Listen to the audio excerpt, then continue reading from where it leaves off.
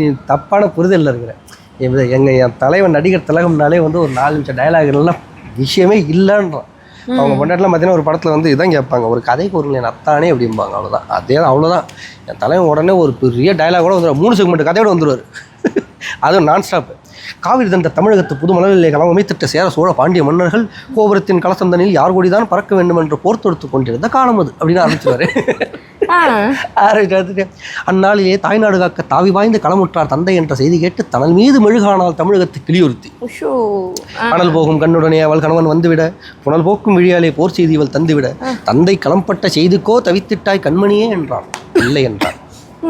முல்லை சூழின் நாட்டின் படையிலோர் வீரன் குறைந்திட்டால் நல்ல உடையிலோர் கிழிசல் வந்தது போலன்றோ இனி தடையின்றி நுழைவர் பகைவரனை எண்ணினேன் அடைபட்ட கண்ணீர் அணையுடைத்து அத்தானே என்றான்.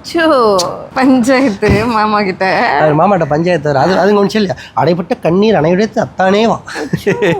அவரு சும்மா கிடையாது, பொண்டாட்டி சொல்லிட்டா போரு போமன்னு இருக்குது. உடனே அவன் புகை விட்டு கிளம்பும் ஒரு புலியன புகை விட்டு குமுறும் எரி மலையென பகை வெட்டி சாய்க்கும் வாள் எடுத்தான் சூள் உரைத்தான் சுடர்முகம் தூக்கினான் சுக்கு 100 தான் இனி சூழ்ந்து வரும் படை என்றான். நாடு மீட்காமல் வீடு திரும்பேன் என்றான். நங்கையோ நகை முழக்கம் செய்து நடந்திருக வேந்தே என்றான். ஐயோ, திரும்பி வருவேனோ மாட்டேனோ எதற்கும் இப்பொழுதே ஒரு முத்தம் இந்தா திரும்ப என்றார். கிஸ் வேற இதில். திரும்பி வருவேனோ மாட்டேனோ எதற்கும் இப்பொழுதே ஒரு முத்தம் இந்தா திரும்ப என்றான். கொடுத்தான் முத்தம் பின் தொடுத்தான் பகைவர் மீது பானம். போர் போர் போர் என முழங்கிற்று முரசொலி. பார் பார் பார் அந்த பைங்கிலியின் உரிமையாளன் பகைவர் மீது பாய்ந்து கொள்ளும் வீரம் பார் என பட்டாளத்து கோடரெல்லாம் ஏந்துரைத்தனர். அந்த கட்டாணி முத்தாலும் விழியாலே சிரித்திட்டால் அத்தானுக்கு களத்தினிலே அடுக்கடுக்காய் வரும் வெற்றிகளை கேட்டு எனக்கு பர்சனலாக பிடிச்ச ஒரு டைலாக் அது. அந்த கட்டாணி முத்தாலும் விழி வழியே சிரித்திட்டால் அத்தானுக்கு களத்தினிலே அடுக்கடுக்காய் வரும் வெற்றிகளை கேட்டுவிட்டு கோட்டைகள் விடுபட்டன, எதிரியின் குதிரை கால்கள் உடைபட்டன, வேழப்படை உரிபட்டது, வேல்கள் பொடிபட்டது, எம் கொற்றவன் படை கொட்டும் பேரிகை கோடை இடி என கேட்குது கேட்குது என குதித்திட்டால் புதுப்பன் அமைத்திட்டால்.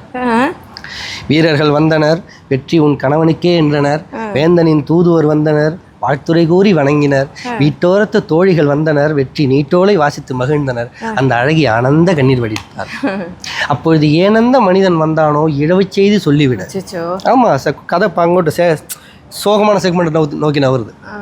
அப்பொழுது ஏனந்த மனிதன் வந்தானோ இழவு செய்து சொல்லிவிட என்னருமை பெண் பாவாய் கண்ணல்ல கலங்காதே களச்செய்தி கடைசி செய்து கேளென்றான். அன்றோ மாவிலை தோரணம் கட்டி மணவிடா மேடைதனில் வாழ்வினிலே ஒன்றானோம் என்று சொன்ன உன் கண்ணாளன் மார்பினிலே வேல் தாங்கி நல்ல சாவினிலே விழுந்து விட்டான் என்றான். ஆவிதான் போன பெண்ணும் உயிர் வாழும் ஆரணை எண்ணி அச்சடித்த தமிழ் பதுமைகள் கூவி அழுதாள். கொத்தான மலர் இந்த குடும்பம் அதை கொத்தாமல் கொத்திவிட்ட கொடுஞ்சாவை பழித்தால் இழித்துரைத்தால் இனி என்ன மிச்சம் என்றும் கனி அழுகி போனதென்றும் கதறி அழுதாள்.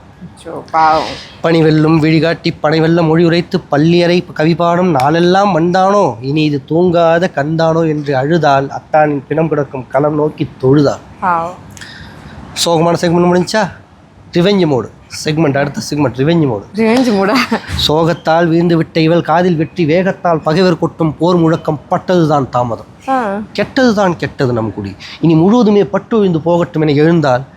தொட்டிலே இட்டு தான் வளர்த்த தூய செல்வன் அட்டியின்றி கல்வி கற்க ஆலமரத்தடி ஆசானிடம் சென்றிருப்பதை நினைவு கொண்டால் அங்கு சென்றாள். குழந்தை அவனோட பையன் இவளோட அதான் டைலாக்ல மென்ஷன் ஆயிருக்கேன், ஆம்பளை பையன்.